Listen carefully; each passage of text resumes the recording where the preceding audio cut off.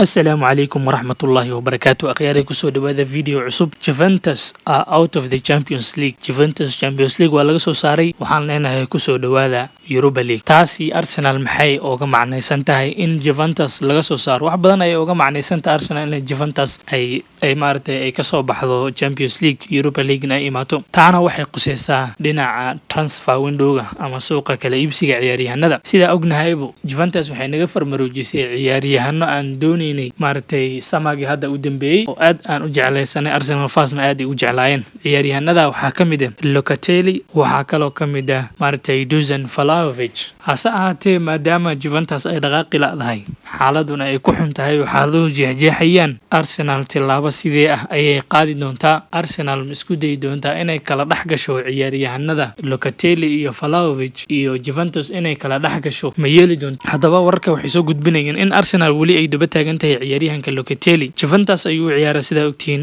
nationality-giisa Italy ayuu dhashay 24 sano jir weeyaan waa khad dhexe market value-giisana weli isma bedelino 35 milyan ayuu taagan yahay waayo ciyaaryahanka asaga nafaantiisa uu fiican yahay laakiin clubkiisa ay ka taalaa haddii uu clubkiisa maartay si fiican progression u sameyn lahaa markii ay saxiideen hore u socon lahaa ciyaaryahanka 40 to 50 milyan ayuu aadi lahaa laakiin maadaama uu maartay Juventus meel isu soconin market value-giisa isma bedelino qiimihiisa weli 35 milyan ayuu taagan yahay Arsenalna January-dan maartay indhaha ay ku haysaa ciyaaryahankan let's see inay saxiixda iyo in kale inteeda kale akhyaaray sidee jeclaan lahaydeen ma jeclaan lahaydeen Locatelli sida ogtihiinba warar ilaa hadda qarsoon ayaa jiro oo maartay ku saabsan Tielemans oo leeyahay Arsenal maartay heshiis la galay oo markuu waqtigiisa dhamaado imaan doona laakiin inta ka hor Arsenal waa inay u dagaalantaa Champions League-geeda waa inay maartay ay u dagaalantaa inay isku dayi karto at least inay number 2 ay ku dhameysato hadii ay qaadi weyso Premier League laakiin hadii ay daacad ka tahay waa ognahay hadii ay daacad ka tahay waxay ku qasban tahay inay ciyaaryahanada hadda ay sii dhisto maadaama ay ciyaartay 12 league hadda ay ugu horeyso Europa League-na ay ugu horeyso waa inay sii adkaysaa already-na dacfigeeda way arkaa halka uu maartay uu kaga jiro ma jeclaan lahayd marka akhyari Locatelli in la saxiixo inta laga gaaray season-ka intuu dhamaanayo lama sugi karo ninka Yuri Tielemans sidoo kale Vlahovic ayaa iyaduna Arsenal ay raadinaysaa inkastoo ciyaaryahanka wali qaali uu yahay oo maartay 50 milyan ilaa iyo 70 milyan uu u dhaxeeyo wali laakiin maartay negotiation ayaa la sameyn karaa oo maartay Juventus waa la hadli karaa maadaama xaaladda ay ku xun tahay isagana ciyaaryahankan isna Arsenal ma saxiixi doontaa oo ma keeni doontaa waa ciyaaryahan aad u fiican season-kan sidoo u bilaabmay 2022 hadda aan ku jirno 8 gool ayuu xiray 6 goals ayuu wuxuu ka xiray maartay Serie A isagoo markaa 10 ciyaarood dheelay halna wuxuu ka xiray Coppa Italia maartay Champions League-na wuxuu ku leeyahay hal gool marka la isku dardarna 8 gool ayay noqonayaan waa ognahay Vlahovic inuu yahay ciyaaryahan aad u fiican maartay Arsenal ay u baahantahay haatan la taagan yahay maartay striker clinical ah sidoo kale Milinkovic Savic oo isna Serbian u dhashay maartay Serie A ka ciyaaro midfield khad dhexe ah 27 sano jir ah season-kan 4 gool xiray Serie A 3 ayuu ka xiray maartay Europa League-na hal gool ayuu ka xiray ciyaaryahanka ayaa isna Arsenal mar kale ay ku soo noqotay oo ay raadinaysaa iyadoo waliba wararka ay sheegayaan in Sambi Lokonga iyo lacag 52 milyan ah inay dhiibi doonaan meesha aanu ahaan waxaan ka arkaa inay tahay khasaaro maadaama maartay Lokonga ciyaaryahan fiican uu yahay oo niyad yahay oo wali game time uu u baahan yahay in 27 sano jir maartay in lagu bedelo lacag 52 milyan ah plus Lokonga in la isku siiyo khasaare ayaan u arkaa tahtee qaab ahaan ciyaaryahanka iyo maartay Milinkovic Savic asaga ahaantiisa 52 milyan uu qalmaa ciyaareedkan la taagan yahay sida aragtaanba midfield sanad walba gool xiro hadda already 4 gool ayuu haystaa Arsenal hadda midfield-keeda yaa 4 gool haysto midka ugu soo dhow waa Granit Xhaka iyo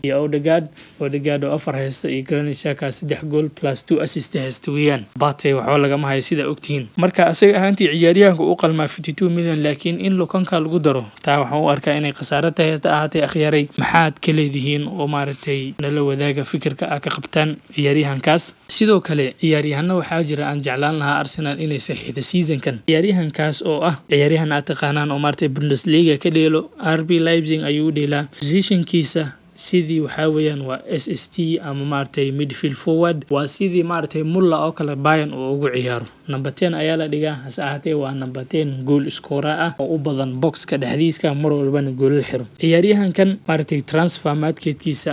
marketkiisa iyo suuqa qiimaha uu ka joogo waa 50 milyan. France ayuu u dhashay, seasonkan already 7 gool ayuu wataa. waa ciyaaryahan aan caadi ahayn. kalaabyo fara badan oo England ka dhisan ayaa raadinayso, dadka ugu cadcad waa Chelsea maaragtay iyo Juventus iyaduna laftarkeeda ciyaaryahanka ay raadinayso. ciyaaryahankan ayaan jeclaan lahaa Arsenal inay saxiixdo January-dan. sidoo kale Arsenal waxay raadinaysaa difaacaas oo isna ka ciyaaro Bundesliga. magaciisu waxaa la yiraahdaa Ivan Ndika, 23 sano jir weeyaan. France ayuu u dhashay, inkastoo Ivory Coast uu kasoo jeedo Pepe isku ciida ay yihiin, haatee hadda nationality-ga u qoran ama u sheegto France. sidoo kale ciyaaryahanka waa left footed, waa bidix, waa difaac ka ciyaaro halka uu hadda ka ciyaarayo Gabriel Magalhaes. inkasta oo Magalhaes maaragtay left foot uu yahay, hase ahaatee wax bedelaya ma leh markii habeenkii ciyaarta ay ka xuntahay. sidaa darteed ayayna Arsenal ay u raadinaysaa ciyaaryahankan in competition siiyo oo la tartamo.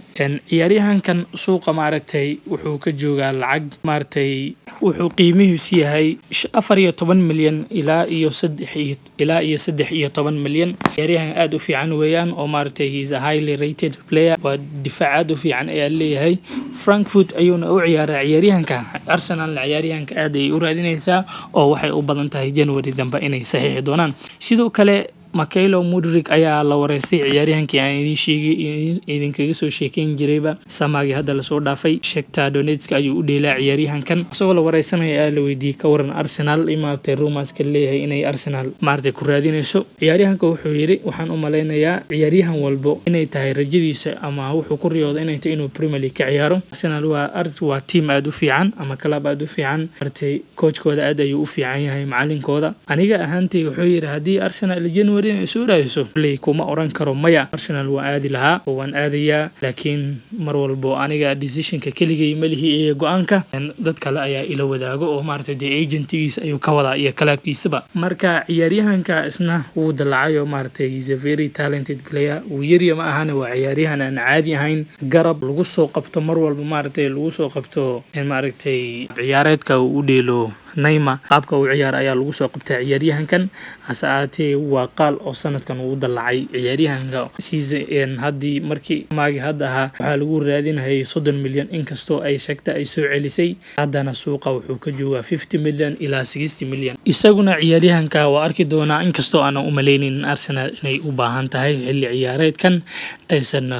aysan keeni doonin maaragtay January-dan. sidoo kale wararka kale aan idin haya ayaa waxaa ka mid akhyaaray in Unai Emery oo aad ogtihiin inuu ahaa maaragtay coachkii ka horeeyay maaragtay Arteta ee Arsenal u joogay ee bedelay Arsene Wenger, in loo magacaabay Aston Villa inuu coach u noqdo ama manager sidaad u taqaanaanba. welcome ayaan leenahay, coach aad u fiican. inkastoo Arsenal agteeda wax ugu shaqeyn waayeen, in Villarreal ayuu Champions League maaragtay semi-final u gaarsiiyey. maaragtay coach aad u fiican oo meel walba uu tagay successful ku ahaa, waxaana ka ahayn Arsenal. inkaana soo dhow ayaan leeyahay. marka akhyaaray wararka maanta idinkugu hayo maaragtay suuqan idinkaga hayo iyo Arsenalba intaa ayay ku dhan yihiin. wixii fikrada ah qaybta commentiga ayaad always ilagu wadaagi kartaan. haddana waxaan idinkaga tegayaa sidaa iyo nabadgelyo. wassalaamu calaykum waraxmatullaahi wabarakaatuh.